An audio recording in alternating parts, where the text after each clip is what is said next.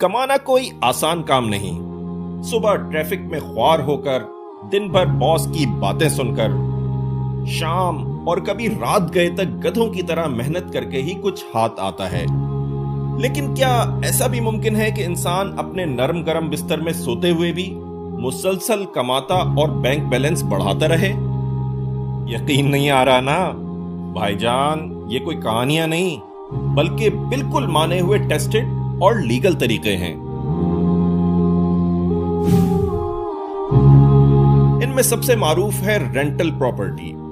امریکہ کے سابق صدر اور ملٹی بلینئر ڈونلڈ ٹرمپ کی آمدنی کا بڑا حصہ اسی سے آتا ہے۔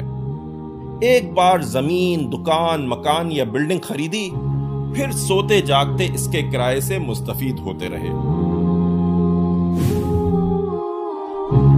یوٹیوبرز اور ٹک ٹاکرز کی کمائی سے تو آپ واقف ہی ہوں گے، لیکن انٹرنیٹ پر بنایا ہوا کوئی بھی کانٹینٹ، مثلا video, blog, tutorial, stock images یا آن لائن کورس آپ کے لیے ریونیو جنریٹ کر سکتا ہے۔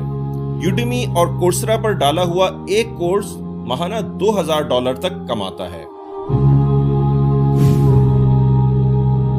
Online platforms Amazon, eBay, علی ایکسپریس پر دکان سجا کر بھی ڈھیروں کمایا جا سکتا ہے، اور اگر اسی پروسیس کو آٹومیٹ کر دیں تو یہی کام بہت کم ایفرٹس کے ساتھ ہو سکتا ہے۔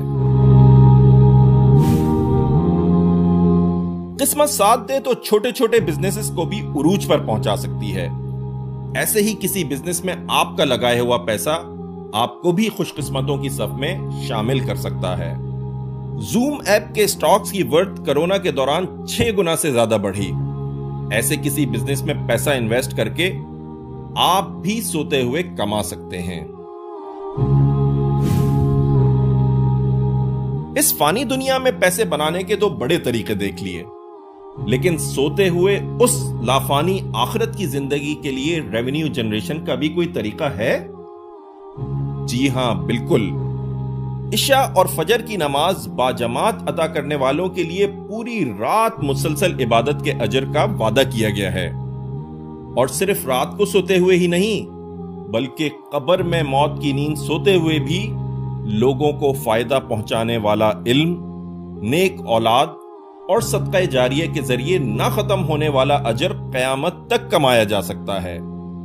جیسے امام بخاری اپنے پھیلائے ہوئے علم حدیث کے ذریعے صدیوں سے اجر کما رہے ہیں، اسی طرح حضرت عثمان غنی رضی اللہ تعالی عنہ کا مسلمانوں کے لیے وقف کیا گیا کنواں آج بھی جاری ہے، اور اس کی آمدنی سے ضرورت مندوں کی مدد کا اجر آج بھی ان کو ملتا ہے۔ تو کیا خیال ہے، ان 5 طریقوں میں سے آپ کس طریقے سے میٹھی نیند سوتے ہوئے بھی خوب کمانا چاہیں گے؟